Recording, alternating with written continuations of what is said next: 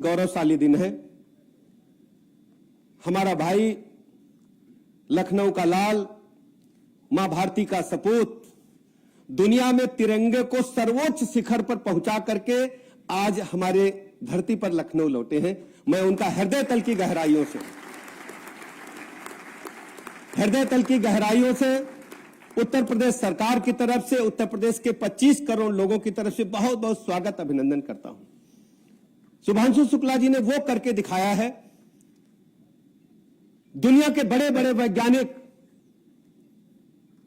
दुनिया के बड़े बड़े अंतरिक्ष अनुसंधान केंद्र जब वो अंतरिक्ष के लिए निकले तो लगातार टकटकी लगा करके टेलीविजन पर या अन्य उपकरणों के माध्यम से देख रहे थे कि एक मां भारती का बेटा तिरंगा लेकर के सफलता की ओर कैसे आगे बढ़ रहा है।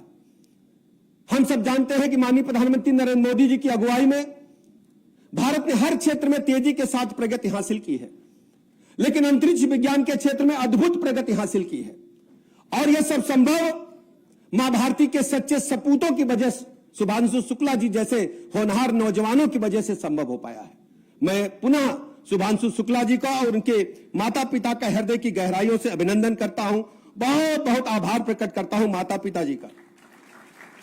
हम सब जानते हैं ग्रुप कैप्टन शुभांशु शुक्ला जी ने 18 दिनों तक अंतर्राष्ट्रीय स्पेस स्टेशन में रह करके 60 अलग अलग महत्वपूर्ण एक्सपेरिमेंट्स किए।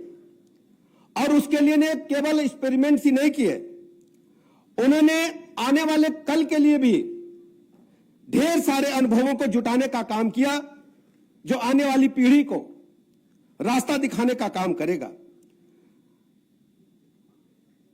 हम सब जानते हैं 25 जून 2025 को फ्लोरिडा के कैनेडी स्पेस सेंटर से स्पेसएक्स के फाल्कन 9 रॉकेट से ग्रुप कैप्टन श्री शुभांशु शुक्ला जी अंतरिक्ष में लॉन्च हुए थे।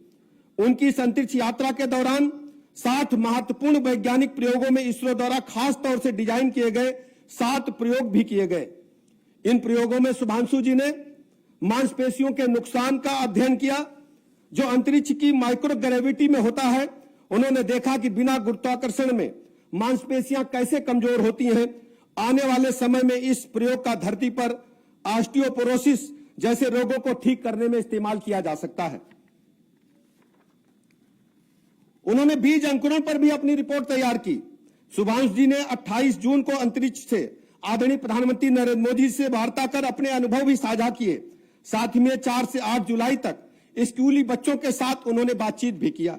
विगत दिवस उन्होंने आदरणीय प्रधानमंत्री नरेंद्र मोदी जी से नई दिल्ली में भेंट की, आदरणीय रक्षा मंत्री जी से भेंट की। शुभांशु जी का यह मिशन 2027 में लॉन्च होने वाले भारत के गगनयान मिशन के लिए ट्रेनिंग की तरह रहा। उन्होंने अंतरिक्ष में रहने, काम करने और आपात स्थिति में निपटने की ट्रेनिंग प्राप्त की। आज उत्तर प्रदेश के लिए बहुत ही गौरवशाली दिन है।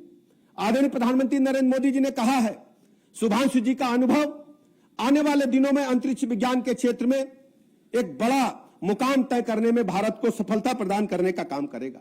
सबसे बड़ी बात थी शुभांशु जी से जब आदरणीय प्रधानमंत्री जी ने पूछा कि भारत कैसा दिख रहा है, तो उन्होंने भारत माता का जो वर्णन किया, वो जो राकेश शर्मा जी के सारे जहां से अच्छा था उससे भी बेहतर वर्णन आदरणीय शुभांशु जी ने किया। मैं शुभांशु जी का बहुत बहुत अभिनंदन करता हूं। और हम सब उम्मीद करते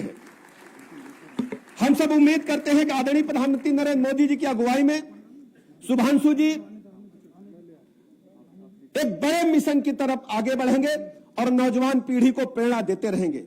हमारा इतिहास बहुत ही गौरवशाली है। अंतरिक्ष विज्ञान के क्षेत्र में आज हम चर्चा करना चाहेंगे। अंतरिक्ष विज्ञान के क्षेत्र में आर्यभट्ट जी की चर्चा के बगैर कभी भारत की विरासत को पूरा नहीं किया जा सकता।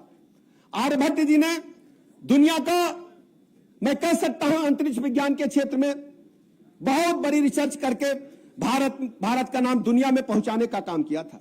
उन्होंने ही हमें शून्य दे करके आज दुनिया को अचंभित करने का काम किया था।